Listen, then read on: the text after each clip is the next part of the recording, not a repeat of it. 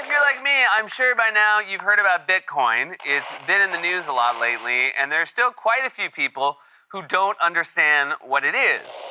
A game-changing technology, money for the dark web, or just another way to get rich quick. This is Bitcoin, a decentralized form of digital currency that's fully peer-to-peer with no trusted third party. I think it's a huge danger right now. In the US, most people still see Bitcoin as either that thing you use to buy drugs or a Ponzi scheme that's creating overnight millionaires. All right, I'm gonna say it, Jordan. This is a way for me to make quick, easy money. But the truth is, Bitcoin and its underlying mechanism is so much more than just a new form of money.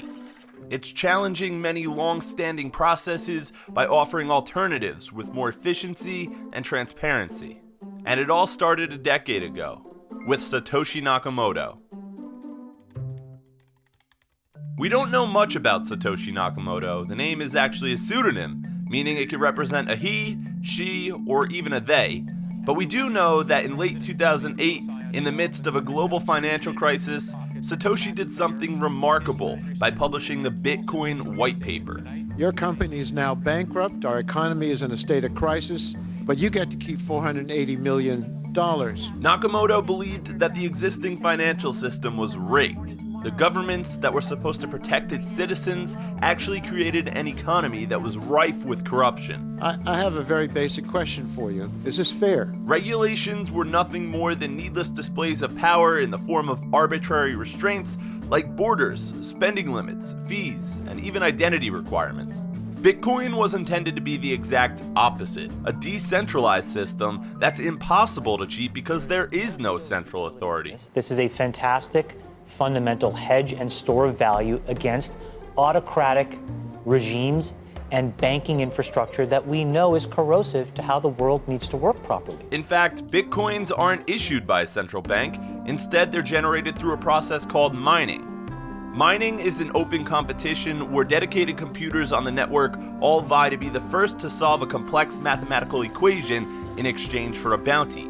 It's a beautiful system of greed and self-interest that validates the transactions, all while ensuring the sanctity of a redundant and public ledger. At its core, that's how it works. It's this public registry that stores transactions in a network and is replicated so that it's very secure and hard to tamper with. The reason they call it mining is because Bitcoin is more akin to precious metals like gold instead of baseless currencies that you can print more of. Only 21 million Bitcoins will ever exist, and about 17 million are in circulation today. The rest will be distributed until around the year 2140, and this gradual distribution of Bitcoin is designed to create a self-stabilizing economy that isn't ruined by having too much or too little too fast. Bitcoin is hitting record highs. Right now, each Bitcoin is worth over 11,000 US dollars, and the increasing price is probably why a lot of people are paying attention. But this revolution is about much more than making money. The main event of Bitcoin ain't Bitcoin, it's this thing called blockchain. We're going to change the world with blockchain. The real innovation that people should be excited about is in Bitcoin's underlying blockchain technology. This radical tool providing trust in a trustless system might have been intended only as a way to power a decentralized currency, but it's proving useful in many other applications. It's already been implemented in supply chain management and intellectual property rights, and the best uses may even be thought of as the technology evolves into the future. So whether you're an anarchist, technologist, or even just an investor, Bitcoin and its future provides transparency that everyone should be excited about.